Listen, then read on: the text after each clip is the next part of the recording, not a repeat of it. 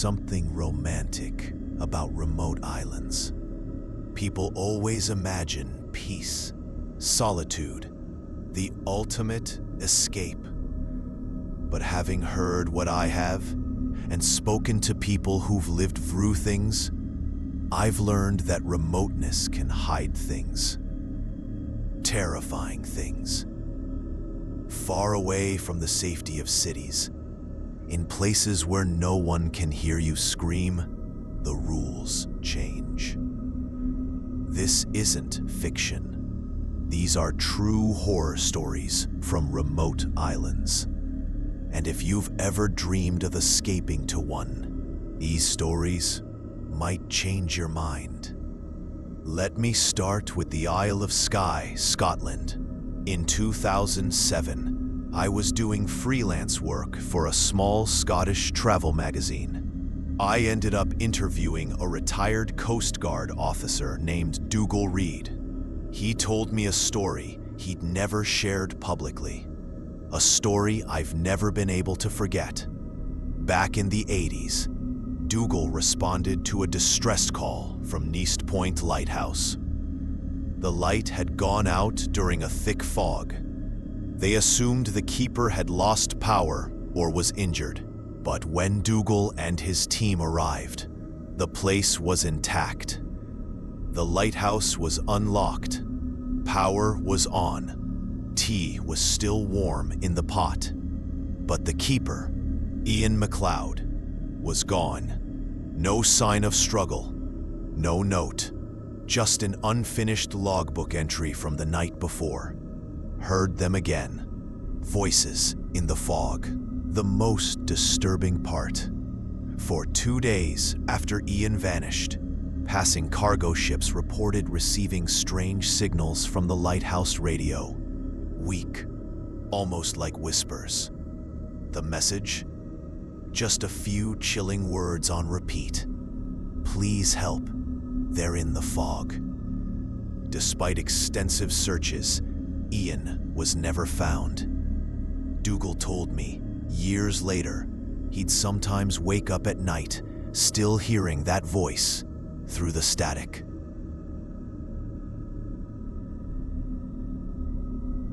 My next story came from a woman named Sophia, whom I met during a trip to Venice in 2015. She was a local tour guide.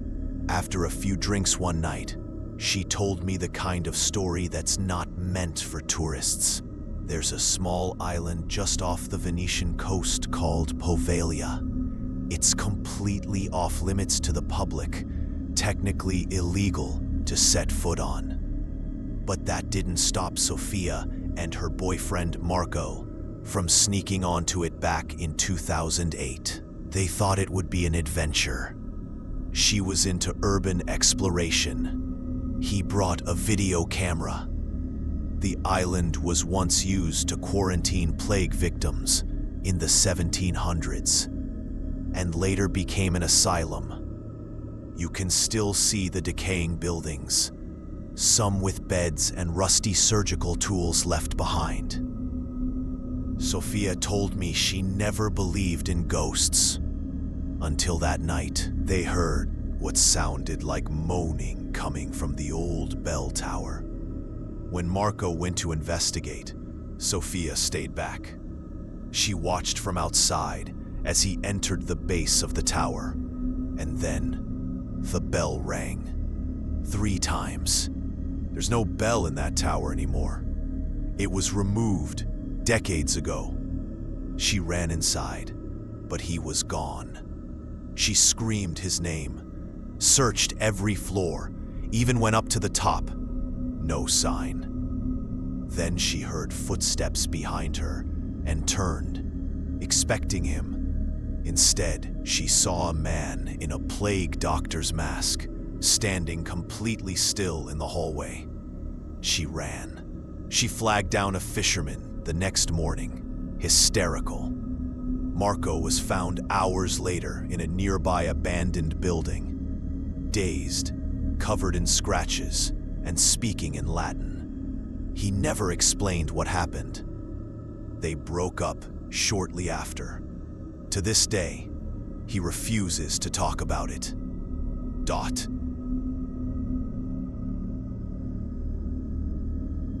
This one came from a couple I met at a sailing expo in San Diego in 2019. Their names were Emily and Brian Turner, retired, seasoned sailors who'd spent most of their lives on the water. But in 2003, during a trip through the South Pacific, they made a detour that changed their lives. They spotted a tiny island that wasn't on their maps. No name, no signs of habitation. Just a stretch of beach, some trees, and strange rock formations near the shore. It was beautiful and unsettlingly quiet. They anchored, set up camp, and spent the night there. That's when the weird things began. Emily woke first. She swore she heard children laughing near the tree line, though there was no one else on the island. Brian thought it was birds. The next day, they found small footprints circling their tent.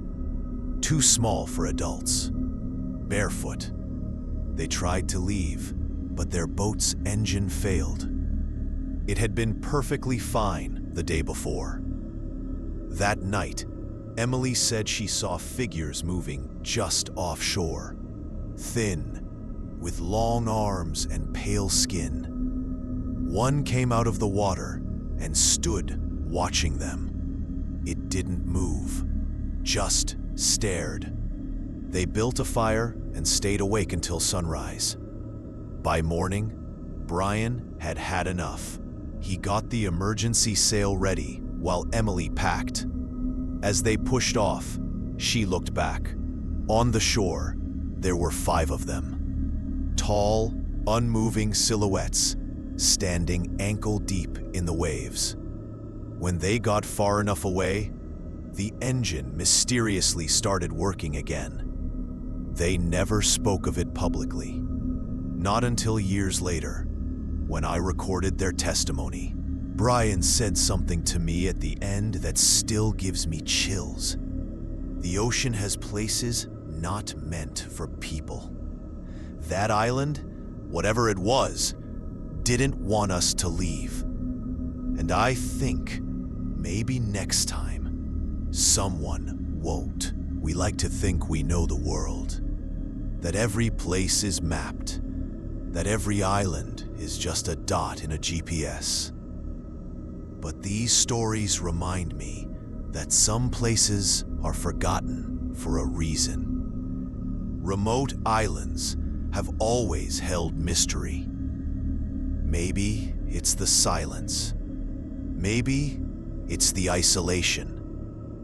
Or maybe some things are simply drawn to where the world is thinnest. The people I've spoken to aren't attention seekers.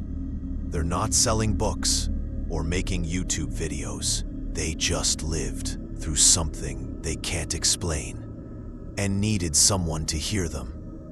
Maybe you believe them. Maybe you don't. But the next time you find yourself near a lonely stretch of sea or standing on an island beach with no one else around, stop. Listen. To the wind, to the water, to the silence. Because sometimes the silence is trying to warn you.